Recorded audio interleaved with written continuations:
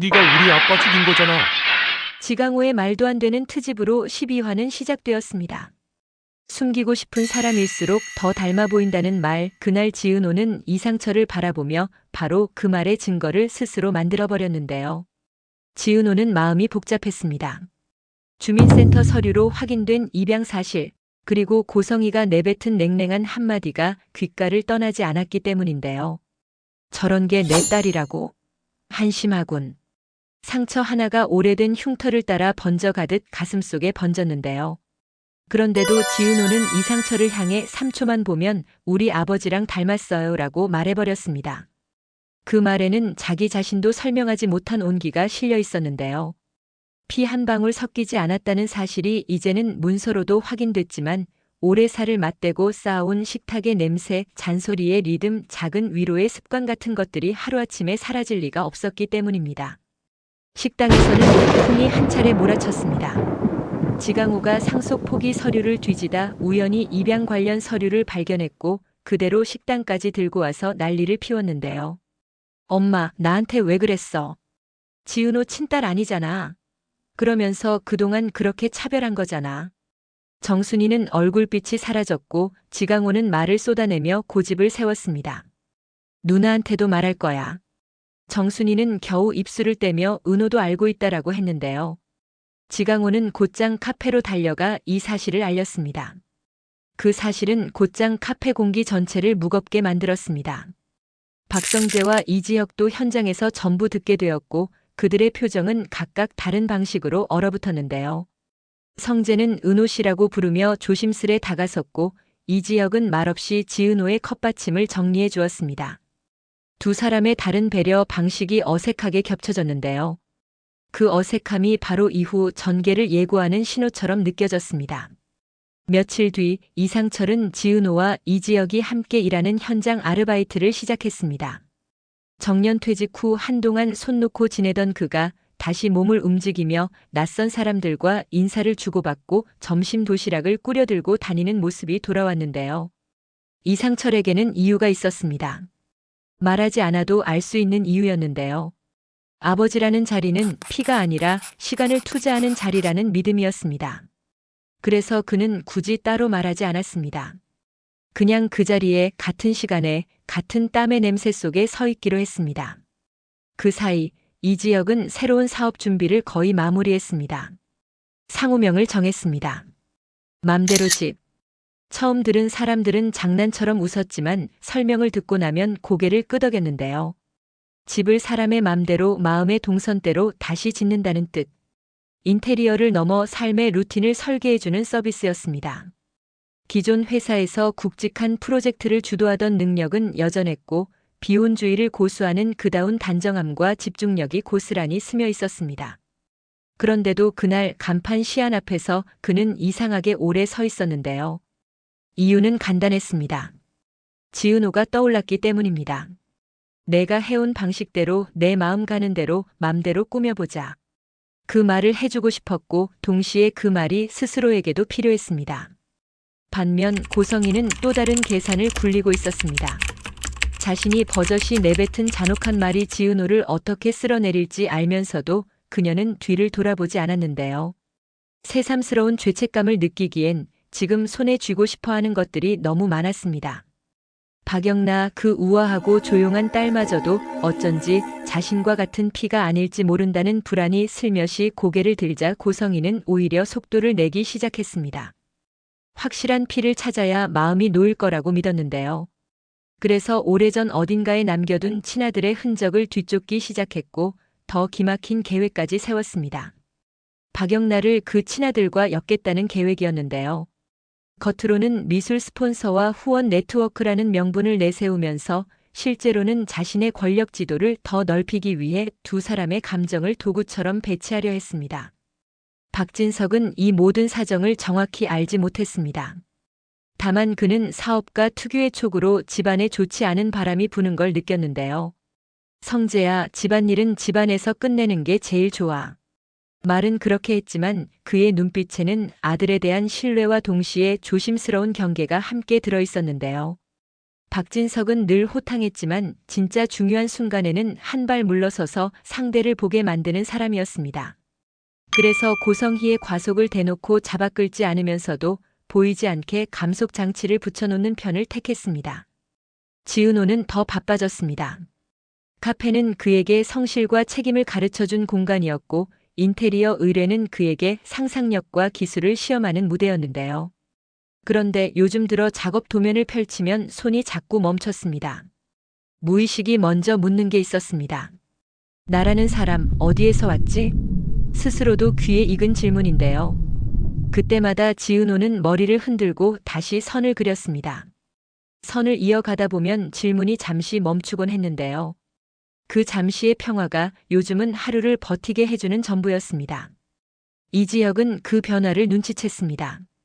말수 많은 남자는 아니었지만 오래 알고 지낸 선배로서 알아채야 할 순간을 놓치지는 않는 편이었는데요. 은호, 오늘은 일찍 들어가. 짧은 말, 익숙한 호흡. 그런데 지은호는 그 말을 들을 때마다 복잡한 안도감을 느꼈습니다. 선배라는 호칭으로 거리를 지키면서도 바로 옆에서 무게를 덜어주는 느낌. 그대로 기대면 무너질까봐 굳이 폼을 잡는 사람에게만 보이는 조심스러움이었습니다. 박성재는 다른 방식으로 다가섰습니다. 은호 씨, 혹시 오늘 저녁에 시간 괜찮으세요? 원래 같으면 농담을 섞었겠지만 요즘에 그는 진지함을 조금 더 앞세웠는데요. 미묘한 선을 오가며 그는 늘 지은호의 선택권을 먼저 묻는 태도를 유지했습니다. 그러면서도 이지혁 앞에서는 원래처럼 툭툭 내뱉었습니다. 야, 너 제대로 말 좀 하고 다녀. 안 그러면 다들 오해한다니까. 아이러니하게도 그 편안함이 지은호에게는 때로 더 버거웠습니다. 둘 사이의 유대가 끈끈할수록 어느 쪽으로도 한 발 들이밀기 어렵다는 사실을 지은호는 누구보다 잘 알고 있었기 때문입니다. 수빈이는 애매한 공기를 못 견뎠습니다. 특유의 명랑함과 계산 빠른 혀가 동시에 발동했는데요. 성재 오빠, 솔직히 말해. 오빠, 저 카페 매니저 언니 좋아하지? 근데 저 언니는 우리 오빠한테 관심 있는 것 같은데? 솔직히 우리 오빠가 멋있잖아. 이럴 때는 밀당 같은 거 말고 그냥 저 언니한테 솔직하게 얘기하면 안 돼? 수빈이의 말은 언제나 과감하고 단순했는데요. 그래서 때로는 정곡을 찔렀고 때로는 위험했는데요. 성재는 씁쓸하게 웃으며 대답했습니다. 수빈아, 그게 마음대로 안 될 때도 있는 거야. 그 말 속에는 도무지 의지대로 움직여주지 않는 감정과 상황에 대한 성찰이 담겨 있었는데요. 수빈이는 그 대답이 마음에 들지 않았습니다. 맘대로지? 그 멋있는 이름 붙여놓고 정작 마음대로 못하는 건 뭐야? 장난처럼 던진 말, 그러나 그 말은 의외로 깊게 파고들었습니다. 한편 현장에 나온 이상철은 묵묵히 일했습니다. 그는 누구보다 부지런했는데요. 커다란 자재를 옮기고 바닥을 쓸고 점심시간이 되면 눈치를 보지 않고 먼저 밥을 펼쳐놓습니다. 그 모습이 지은호의 눈에 들어왔습니다. 아버님, 여기 물 드세요. 부르는 호칭은 습관처럼 매끄러웠는데요. 순간 이상철의 눈이 약간 흔들렸습니다. 그래, 고맙다. 둘 사이의 대화는 길지 않았지만 대신 그 침묵이 따뜻했습니다. 그 침묵이야말로 오래 함께한 사람들이 나누는 위로였기 때문인데요. 이름을 새로 알게 되었다고 해서 함께 보낸 날들의 무게가 줄어드는 건 아니었습니다. 문제는 지강호였습니다. 그는 여전히 분노의 여진 속에 있었는데요. 엄마는 나만 혼냈어. 누나는 뭐든 잘한다고 하고. 마음속에 오래 쌓인 열등감과 상처가 새로운 사실에 불을 붙인 모양새였는데요. 정순이는 말을 고르다 결국 낮게 이야기했습니다. 강호야, 너도 알잖아. 엄마가 너를 덜 사랑한 적 없다는 거. 하지만 지강호는 그 말을 이해하지 못했습니다. 이해하고 싶지 않았습니다. 난 엄마가 싫지는 않아. 근데 엄마가 내 편 아니었던 적이 너무 많았어. 그 말은 사실이었고 동시에 오해였습니다. 집이라는 공간에서 반복된 사소한 균형의 무너짐이 하루아침에 큰 결론으로 뭉쳐버린 셈이었는데요. 박영란은 고요했습니다. 그녀는 캠퍼스 앞에 오래 서 있었는데요. 요즘 들어 선이 자주 흔들렸습니다. 색도 쉽게 탁해졌고요. 어머니의 숨길 듯 감싼 손길이 사실은 세상을 차단하는 울타리였다는 걸 어렴풋이 감지했기 때문인데요. 그런데 그 울타리마저 가짜일 수 있다는 의심이 들어오자 그녀는 오히려 초연해졌습니다. 진실은 그림처럼 겹겹이 보이는 거겠죠. 속으로 말하듯 중얼거리고 다시 붓을 들었습니다. 그때 전화가 왔습니다. 이지환이었습니다. 오랜 시간 묵묵히 곁을 지켜준 경호원이자 기사, 그러나 어느 순간부터 서로의 숨소리를 먼저 챙기는 사이. 영나 씨, 오늘은 어디 가고 싶으세요? 물음은 늙었지만 그 속뜻은 달라졌습니다. 영나는 미소를 지으며 대답했습니다. 바람이 부는 곳이면 어디든요. 오빠, 그 대답은 작은 선언 같았는데요. 이제 누구의 손길도 아닌 자기 자신의 의지로 움직이겠다는 신호였습니다. 고성희의 발걸음은 점점 더 빨라졌습니다. 오래전 헤어진 아들과 닮았다는 소문이 돌던 한 청년의 자료를 비밀리에 들춰보며 그녀는 은밀한 자리를 만들었습니다. 표면적으로는 신진 아티스트 후원 네트워크의 작은 모임이었는데요. 그 자리에 박영나를 부르고 소문 속 청년도 초대했습니다. 그녀의 머릿속에는 두 사람이 가까워질수록 자신이 안전해진다는 계산이 돌아가고 있었는데요. 피와 연결이라는 단어를 서로 다른 의미로 엮어놓는 잔혹한 오해가 그녀의 계획을 굴려가고 있었습니다. 그날 밤 맘대로 집의 간판불이 처음으로 켜졌습니다. 간결한 폰트, 작은 마음 모양의 점 하나. 이지혁과 지은호, 그리고 몇 명의 팀원이 늦게까지 남아 최종 점검을 했는데요. 성재도 왔습니다. 오픈 축하해. 진심으로. 짧은 축하하지만 그 안에 억제된 감정이 묻어 있었습니다. 지은호는 선배들 덕분이에요 라고 말하며 조심스럽게 웃었습니다. 이지혁은 옆에서 툭 내뱉었습니다. 고생했다. 이제 내 도면으로 내 살부터 정리해. 그 말에 모두가 웃었는데요. 그 순간만큼은 바깥 세상의 비밀과 전쟁이 멀게 느껴졌습니다. 하지만 평화는 길지 않았습니다. 다음 주 첫 대형 프로젝트의 시공 도중 예산의 구멍이 발견됐습니다. 자재 대금이 알 수 없이 부풀려져 있었고 하청의 하청에서 수상한 계약서가 나왔는데요. 이지혁은 곧바로 추적에 들어갔고 성재는 회사의 재무팀 네트워크를 동원해 자료를 정리했습니다. 이 라인은 누가 물었지? 여기 이름이 익숙한데. 문서 한 귀퉁이에 박그룹 계열의 서명이 희미하게 찍혀 있었고 그 아래에는 외부 컨설팅 명목의 경비가 복잡하게 얽혀 있었는데요. 조사 결과는 뜻밖의 방향으로 향했습니다. 누군가 맘대로 집의 첫 발걸음을 일부러 흔들어 보려는 흔적. 그리고 그 통로가 고성희가 관리하는 네트워크와 맞닿아 있었습니다. 이지혁은 흔들리지 않았습니다.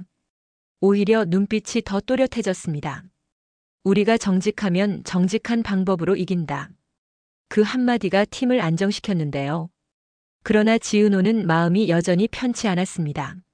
어쩐지 모든 일이 자신의 출생 비밀과 어머니의 냉정함, 그리고 지금의 공격으로 이어지는 듯한 불길한 연결감이 들었기 때문인데요.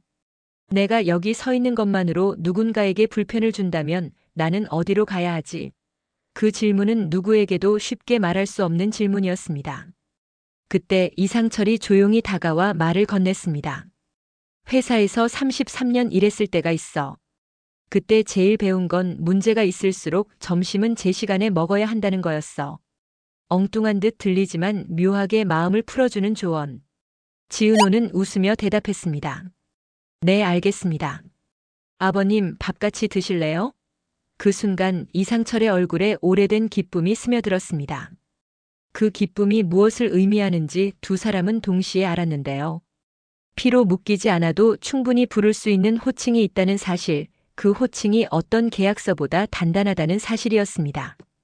한편 지강호는 다른 길로 가고 있었습니다.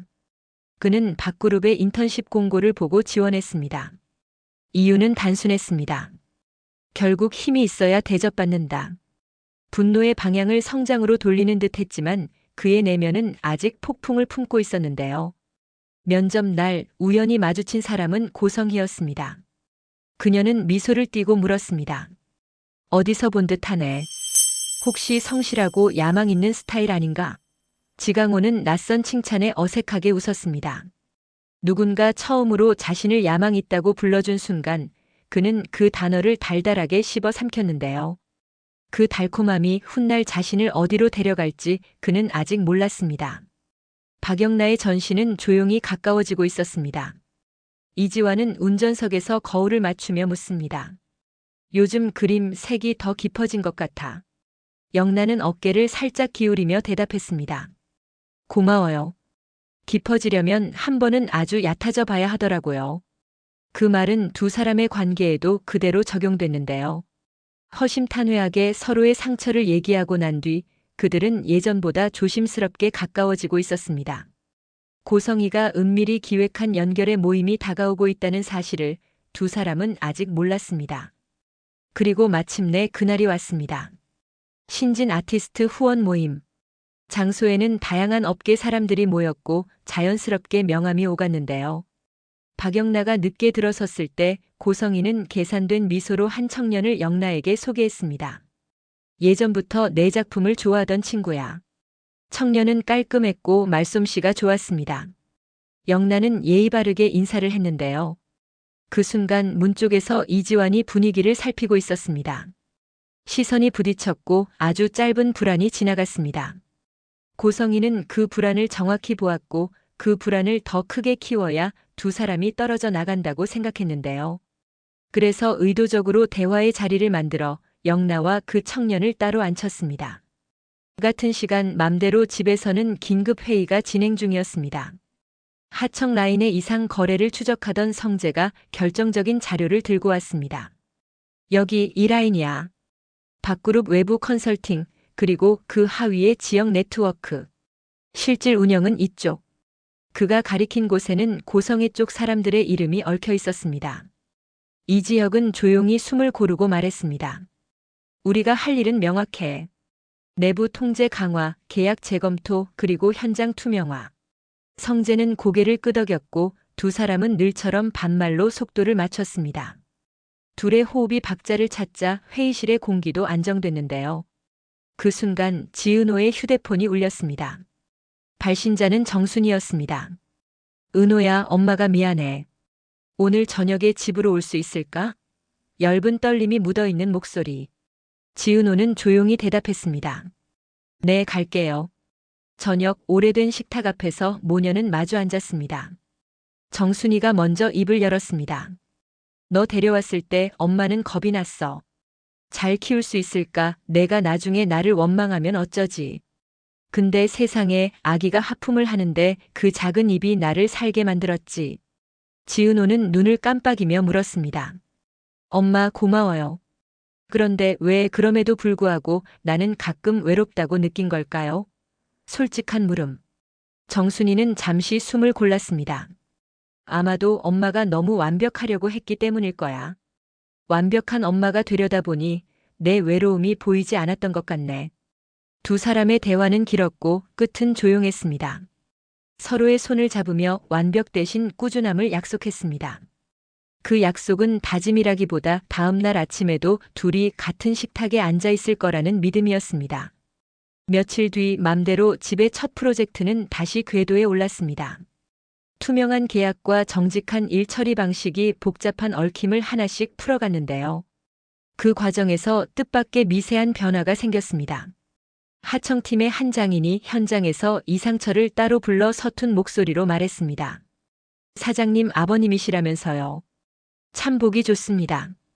이상철은 어색하게 웃으며 손사래를 쳤습니다. 아버님은 무슨 그냥 같이 일하는 사람이지.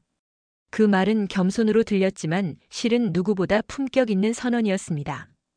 같이 일한다는 말에는 위아래 대신 나란히가 들어있었기 때문입니다. 그때 작은 소동이 벌어졌습니다.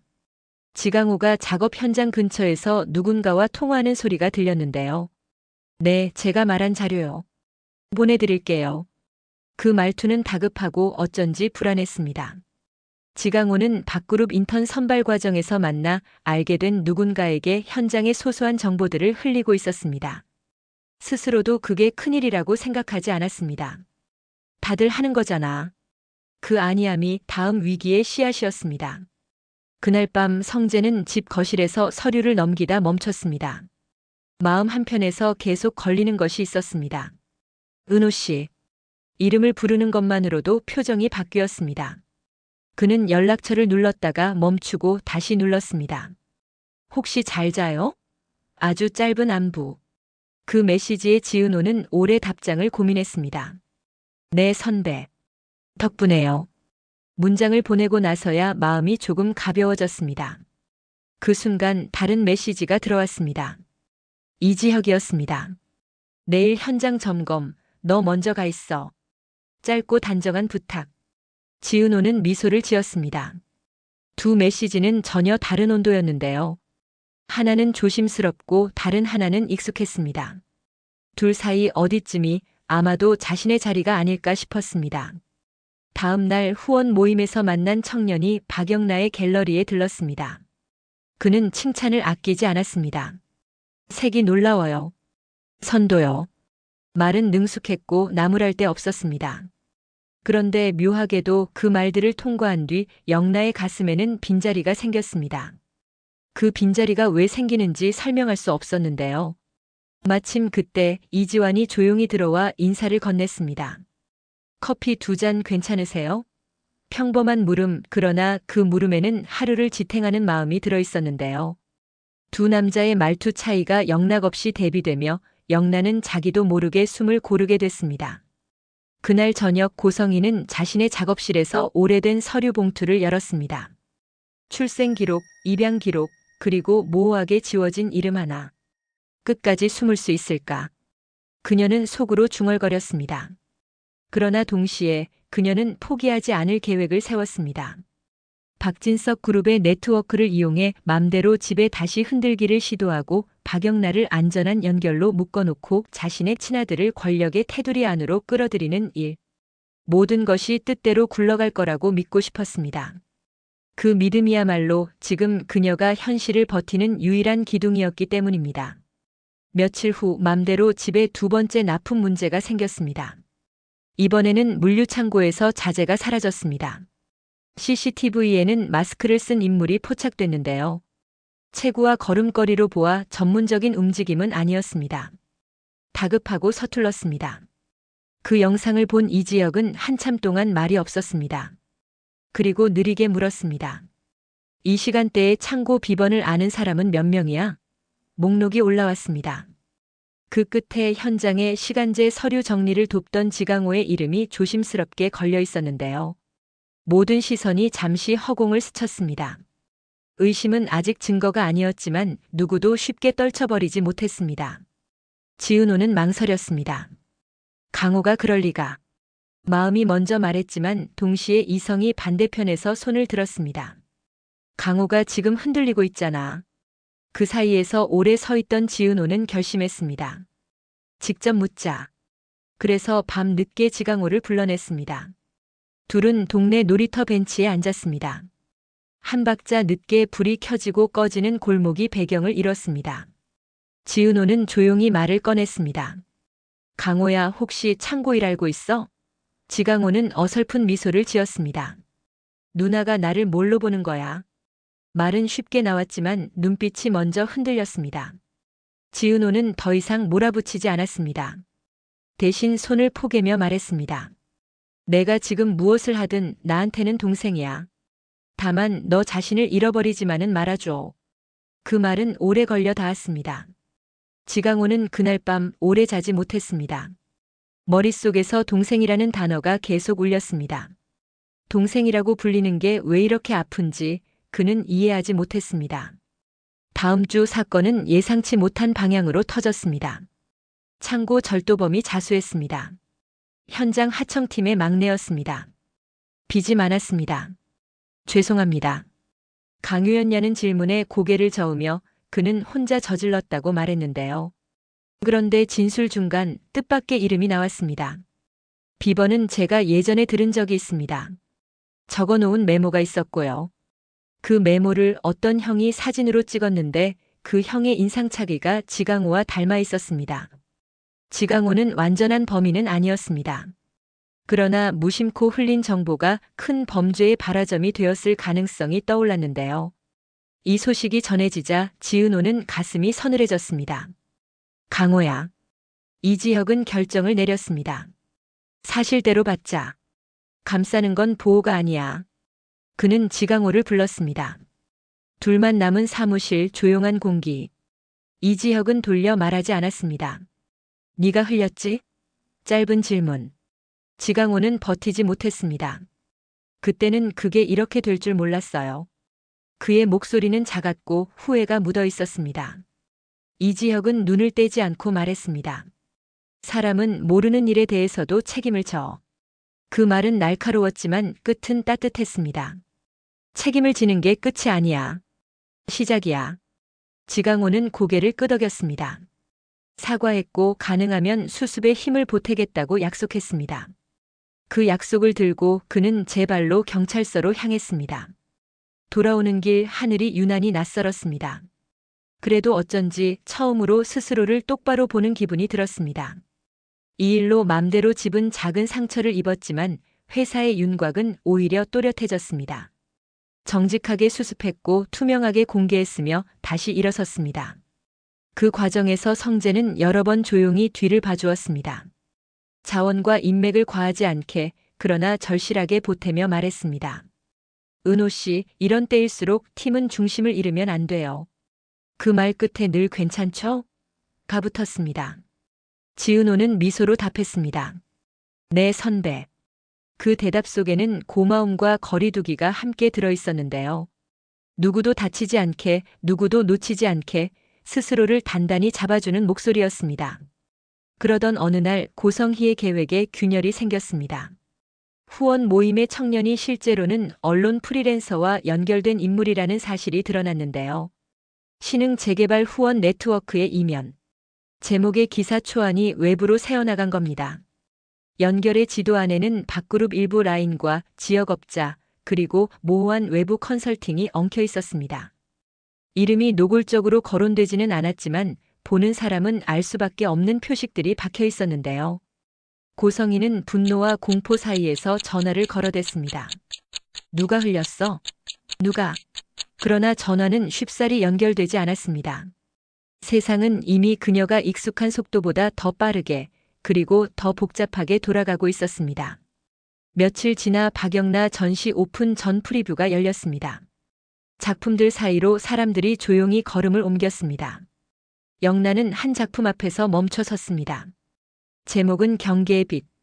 캠퍼스 한가운데 겹으로 쌓인 얇은 색면이 미세하게 떨리며 서로를 통과하고 있었는데요. 그 앞에서 고성희가 서 있었습니다. 그녀는 흔들리는 빛을 오래 바라보다가 천천히 뒤돌아섰습니다. 눈이 잠깐 젖어 있었는데요. 누구도 모르게 그녀의 마음에도 작은 균열이 들어선 순간이었습니다. 끝까지 숨을 수 있을까? 다시 떠오른 그 문장이 이번에는 다르게 들렸습니다. 숨지 않는 법도 어쩌면 내가 배워야 할 기술일지 모른다는 생각. 그러나 바로 다음 순간 그녀의 전화가 울렸고 균열은 다시 단단한 가면 뒤로 숨었습니다. 마지막 장면은 의외로 조용했습니다. 밤늦게 맘대로 집 사무실 불이 하나만 켜져 있었습니다. 성재가 먼저 나가며 손을 흔들고 수빈이가 오빠 오늘도 고생 하고 뛰어나갔습니다. 지강호는 커다란 봉투를 품에 안고 들어왔습니다. 경찰서에서 받은 조서 사본과 반성문 그리고 새로 등록한 재교육 프로그램 일정표. 그가 조심스럽게 꺼내며 말했습니다. 누나, 나 다시 해볼게. 지은호는 고개를 끄덕였습니다. 그래, 우리 같이 해보자. 그때 이상철이 배달 온 야식을 들고 나타났습니다. 밥은 먹고 싸우자. 모두가 웃었습니다. 아주 작은 웃음이었는데요. 그 작은 웃음이 내일을 버틸 만큼의 힘이 되는 밤이었습니다. 그리고 아무도 없는 복도 끝에서 이지혁이 혼자 간판을 올려다보았습니다. 맘대로 집. 그는 속으로 중얼거렸습니다. 마음대로라는 말 가장 어려운 단어지. 그러나 동시에 가장 필요한 단어이기도 했습니다. 사람은 마음대로 살고 싶어하고 집은 그 마음이 들어갈 자리를 만들어줍니다. 그 사실을 믿는 사람에게 내일의 설계도는 언제든 다시 그릴 수 있습니다. 그는 휴대폰을 꺼내 짧은 메시지를 보냈습니다. 내일 도면 맘대로 바꿔보자. 수신자는 지은호였습니다. 답장은 곧 왔습니다. 네, 선배. 같이 해보죠. 그 순간 세상의 모든 비밀이 동시에 풀릴 필요는 없다는 사실이 어렴풋이 이해되었습니다. 어떤 비밀은 내일로 미뤄도 괜찮았고 어떤 관계는 몰라도 더 깊어질 수 있었습니다. 고성희의 계획은 아직 끝나지 않았고 박진석의 선택은 여전히 미지수였으며 박영라의 그림은 다음 색을 기다리고 있었고 이지환의 마음은 한 겹 더 단단해졌고 지강호의 각서는 새 삶의 첫 장이 되었고 정순이의 밥상은 내일도 같은 자리에서 김이 오를 예정이었습니다. 그리고 무엇보다 맘대로 집이라는 네 글자 아래로 모인 사람들이 각자의 마음을 조금씩 더 알아가고 있었습니다. 여기에서 다음 이야기가 자연스럽게 이어질 준비를 끝냈습니다. 다음 장에서 누군가 더 솔직해질 것이고 누군가의 계획은 예상치 못한 방향으로 어긋날 것이며 또 다른 누군가는 인정할 수밖에 없는 마음에 이름을 붙이게 될 텐데요. 그러니까 지금은 이 정도면 충분합니다. 내일의 동선을 우리 마음이 조금 더 맘대로 걸을 수 있게끔